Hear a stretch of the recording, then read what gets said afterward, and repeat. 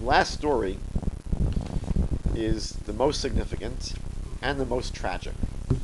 The most tragic and also the most ironic. Listen to what happens.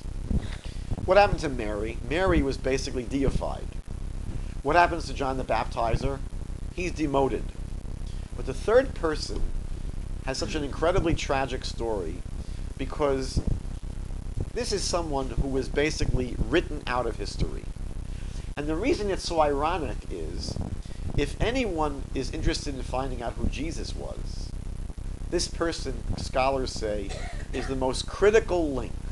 The most critical link to knowing anything about Jesus is this person we're going to discuss, and yet he disappears from history.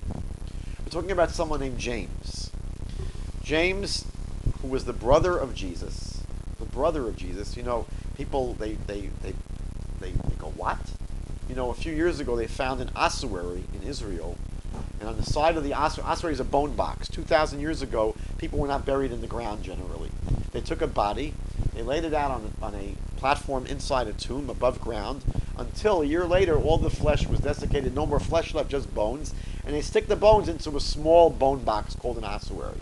So they find in Israel a bone box that says, James, the son of Joseph, the brother of Jesus. And the whole world went meshuggah, because the whole world said Jesus had brothers. We never knew that. We assumed he was an only child.